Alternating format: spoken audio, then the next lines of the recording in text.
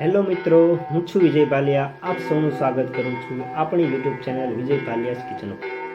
તો મિત્રો, આજે આપણે તમે જેમ થંબનેલ જોયું એ રીતે પાઉંભાજી બનાવશું. મિત્રો, પાઉંભાજી તો આપણે ઘણીવાર ઘરે બનાવતા હોઈએ છીએ અથવા બહાર ખાવા પણ જતા હોય છે. તો બહાર ખાવા જઈએ અને ઘણીવાર ઘરે બનાવીએ એમાં ઘણો બધો ડિફરન્ટ હોય છે. ઘણીવાર આપણે બહારથી આવતા હોઈએ છીએ, કોઈ ઠંડી મોસમ હોય, વરસાદ આવતો હોય અને કંઈ રોડ રસ્તા પરથી પસાર થતા હોય તો આપ સૌને જે તવા પર બનેલી પાઉંભાજીનો સ્મેલ આવતી હોય છે અને એવું જ થતું હોય કે ચલો ઘડીક ગાડી રોકીએ અને ચાલો પાઉંભાજીની એક પ્લેટ ખાઈ લઈએ. આવી જ પાઉંભાજી ઘરે કેમ નથી બનતી એવું પણ ઘણીવાર વિચારતા હોઈએ છીએ. તો શું હોય છે એનું સિક્રેટ, શું હોય છે એની રેસીપી, તો એ બધું જ આજે આપણે આ વિડીયોમાં જોવાના છીએ. તો છેક છેલ્લે સુધી જોડાયેલા રહો, વિડીયોને જરા પણ સ્કીપ ન કરતા. કઈ રીતે આપણે પાઉંભાજી બનાવીએ છીએ, શું શું હોય છે હોટલ અને રેસ્ટોરન્ટવાળાનું સિક્રેટ, એ બધું જ આજે આ વિડીયોમાં જોઈશું. મિત્રો, આપણે 5 ટમેટા લીધા છે, એને ઝીણા સમારી લીધા છે. કોથમરી લીધી છે લીલી, એને પણ સમારી લીધેલી છે. 3 નાની અને મીડિયમ સાઇઝની ડુંગળી લીધી છે. 1 મોટું કેપ્સિકમ લીધું છે. પછી ત્યારબાદ આદુ લસણની પેસ્ટ લીધી છે. મિત્રો, આપણી પાસે લીલું લસણ હોય તો તેનો પણ ઉપયોગ કરી શકો છો. મિત્રો, 4 પ્રકારના બાફેલા શાકભાજીનો ઉપયોગ કરેલો છે. અમૂલનું બટર ઉપયોગ કર્યો છે આપણે, આપ કોઈ પણ બટરનો ઉપયોગ કરી શકો છો. બાફેલા વટાણા લીધા છે, જીરું લીધું છે અને 2 ચમચી કસૂરી મેથી પણ ઉપયોગ કર્યો છે. હળદર અડધી ચમચી લીધી છે. ધાણા જીરું 2 ચમચી લીધું છે. લાલ મરચું પાવડર 3 ચમચી લીધું છે. એવરેસ્ટ પાઉંભાજી મસાલાનો ઉપયોગ કર્યો છે. આપ કોઈ પણ પાઉંભાજી મસાલાનો ઉપયોગ કરી શકો છો. 100 ગ્રામ તેલ લીધું છે, એમાં બટર નાખ્યું છે. મિત્રો, બટર મેલ્ટ થઈ જાય એટલે તમે 1 ચમચી જીરું નાખો. જીરું વ્યવસ્થિત પાકી જાય પછી મિત્રો આપણે કાપેલી ડુંગળી ઉમેરવાની છે.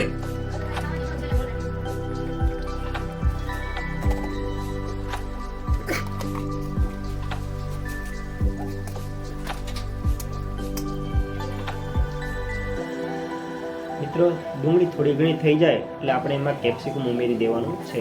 મિત્રો, કેપ્સિકમ ઉમેરવું ખાસ જરૂરી છે કારણ કે એનો પણ સારો એવો ટેસ્ટ આવતો હોય છે પાઉંભાજીનો, એટલે કેપ્સિકમ પણ ઉમેરવું જરૂરી છે. કેપ્સિકમ અને ડુંગળીને ધીમા ગેસે થોડીવાર સાતળો, એને થોડીવાર પાકવા દો.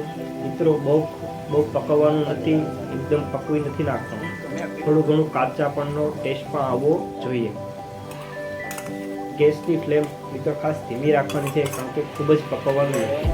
ત્યારબાદ આદુ લસણની પેસ્ટ જે આપણે ખાંડી હતી એ પણ નાખી દેવાની છે. જો આપણી પાસે લીલું લસણ હોય તો તેનો પણ ઉપયોગ કરજો, એનો પણ ટેસ્ટ સારો આવતો હોય છે.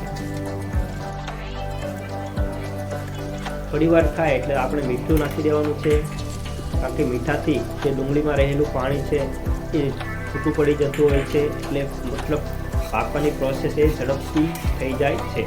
ત્યારબાદ આપણે હળદર નાખવાની છે. આપણે મસાલામાં મીઠું અને હળદર બે વસ્તુ નાખ્યું છે. હવે આપણે ધીમે ધીમે બધા મસાલા એડ કરવાના છે. 3 ચમચી લાલ મરચું લીધું છે. મિત્રો, આ બહુ તીખું નથી, મીડિયમ રેન્જનું છે, એટલે આ વખતની આપ કેવું તીખું ખાવ છો એ પ્રમાણે મરચું નાખી શકો છો. 2 ચમચી ધાણા જીરું લીધું છે. જે પાઉંભાજીનો ફૂલ મસાલો છે એમાંથી અડધો મસાલો અત્યારે મસાલો ચેડવતી વખતે નાખવાનો છે અને બાકીનો મસાલો જ્યારે વેજીટેબલ ને બધું નાખી દઈએ આપણે ત્યારે વેજીટેબલની સાથે નાખવાનો છે. તો જેમ તવા પાઉંભાજી બનાવતા જોયું હશે એમાં પણ આ રીતે જ કરતા હોય છે. બધા મસાલા પહેલાં નાખી દેવાના હોય છે, એને કાચા પાકા પકવી નાખવાના છે. ત્યારબાદ એમાં ટમેટા નાખતા હોય છે. આપણે પણ ટમેટા નાખીએ છીએ. મિત્રો, અહીં ટમેટાની ક્વોન્ટિટી બધા વેજીટેબલ્સ કરતાં વધારે લેવામાં આવી છે કારણ કે લાલ રંગના ટમેટા છે અને પાઉંભાજી પણ લાલ રંગની બનાવવાની છે આપણે, એટલે 5 ટમેટા લીધા છે.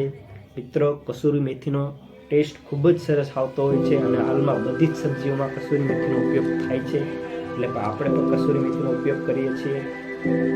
કસૂરી મેથી નાખી છે જે બધા વેજીટેબલની સાથે એ પણ ચડી જશે, એનો પણ ખૂબ જ સરસ ટેસ્ટ આવતો હોય છે, એટલે આપણે કસૂરી મેથીનો ઉપયોગ કરીએ છીએ. તો આપણી પાસે લીલા મરચાંની પેસ્ટ પડી હતી એટલે 1 ચમચી લીલા મરચાંની પેસ્ટનો ઉપયોગ કર્યો છે. તો આપણે બહુ ખાઈ પસંદ ના હોય તો આપ સ્કીપ પણ કરી શકો, અને સ્પાઇસી પસંદ હોય તો આપણે લીલા મરચાં પણ એડ કરી શકો. મિત્રો, પાઉંભાજીમાં મોટા ભાગે કાચા વેજીટેબલનો જ ટેસ્ટ આવતો હોય છે, એટલે આપણે જે મસાલો નાખ્યો એની જગ્યાએ આપણે લીલી કોથમરીનો ઉપયોગ કરીએ છીએ. મોટાભાગે આવા લીલા વેજીટેબલને લીધે જ પાઉંભાજીનો ટેસ્ટ ખૂબ જ સરસ આવતો હોય છે. ધીમે ધીમે ક્રશ કરવાના છે. ક્રશ કરી પછી આપણે જે બાકીના વેજીટેબલ છે એ ઉમેરવાના છે. આપ જોઈ શકો છો કે આપણો જે મસાલો છે એકદમ તૈયાર થવા આવી રહ્યો છે. બેઝ પણ ઉપર આવી ગયો છે. મતલબ એવો છે કે આપણો મસાલો હવે આવી ગયો છે. જો કદાચ ટમેટામાંથી મોટા રહી ગયા હોય તો આપણે આમાં ક્રશ કરી શકીએ. અને બધા વેજીટેબલ એટલે જ આપણે કાચા રાખ્યા છે, એને કાચા રાખીને જ ક્રશ કરવાના છે. મિત્રો, હવે સમય થઈ ગયો છે કે આપણી પાસે જે બાફેલા વેજીટેબલ હતા એ ઉમેરી દેવાના છે. આપણે આ વેજીટેબલ બાફેલા છે એને ક્રશ નથી કર્યો, મિત્રો આખે આખે ઉમેર્યા છે. હવે ક્રશ તેને પાઉંભાજીને ખાવામાં જ કરવાનો છે. મિત્રો, બાકી રહેલો પાઉંભાજી મસાલો પણ આપણે સાથે ઉમેરીએ છીએ. તે જોવું હોય તો કોઈ પણ જગ્યાએ બસ પાઉંભાજીની લારી હોય ત્યાં આ રીતે જ વેજીટેબલને તવા ઉપર જ ક્રશ કરવામાં આવે છે અને એની સાથે જ મસાલો નાખવામાં આવતો હોય છે. મિત્રો, તો બહાર જે ટેસ્ટી પાઉંભાજી મળે છે એની સિક્રેટ રેસીપી આ જ હોય છે કે એને બહુ બધી વાર ક્રશ કરવામાં નથી આવતો, એ બહુ બધી વાર બાફવામાં નથી આવતો. કાચા પાકા વેજીટેબલનો જ ક્રશ કરવામાં આવે છે. તો જે ટેસ્ટ જે આવવાનું મુખ્ય કારણ હોય છે કે વેજીટેબલ બાફતી વખતે જે પાણી અંદર રહેલું હોય છે એ પાણીનો આપણે ઉપયોગ કરીએ છીએ. કારણ કે એ વેજીટેબલનું પાણી છે એમાં બધા વેજીટેબલની સુગંધ રહેલી હોય છે. તો એના લીધે જે પાઉંભાજીનો ટેસ્ટ છે એ ખૂબ જ સરસ આવતો હોય છે. આપણે બીજું કોઈ પાણી વધારાનો ઉપયોગ કરતા નથી, પરંતુ જે બાફતી વખતે જે પાણી વધારવાનું હતું એ પાણીનો જ ઉપયોગ કરીએ છીએ.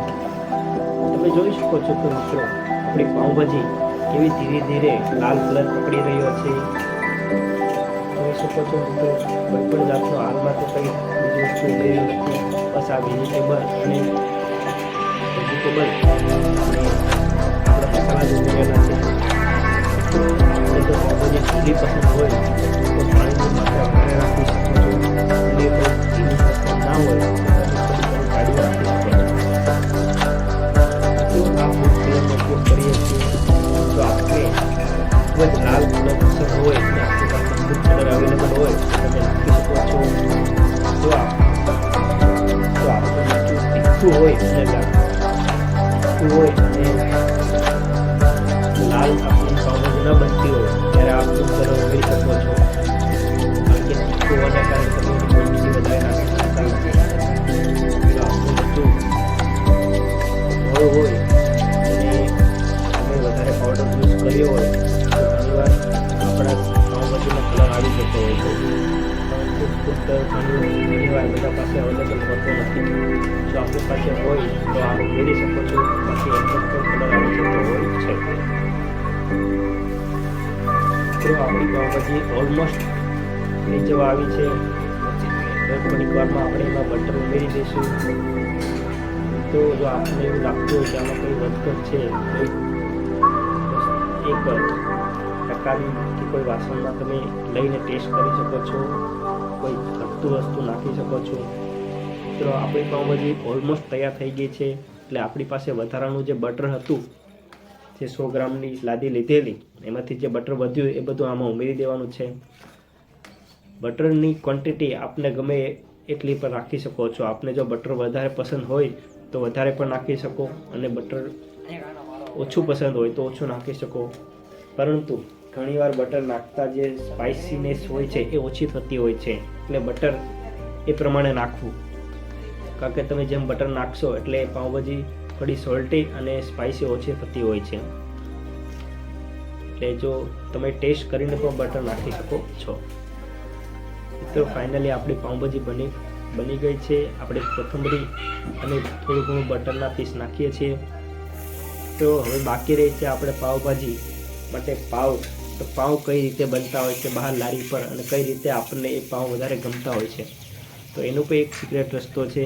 આપણી પાસે રહેલી કસૂરી મેથી અને પાઉંભાજી મસાલો અને બટર, આ 3 વસ્તુ આપણે ઉમેરીએ છીએ, જેથી આપણા પાઉં બહાર મળતા પાઉંભાજીના પાઉં જેવા જ સ્વાદિષ્ટ અને સોફ્ટ બનતા હોય છે.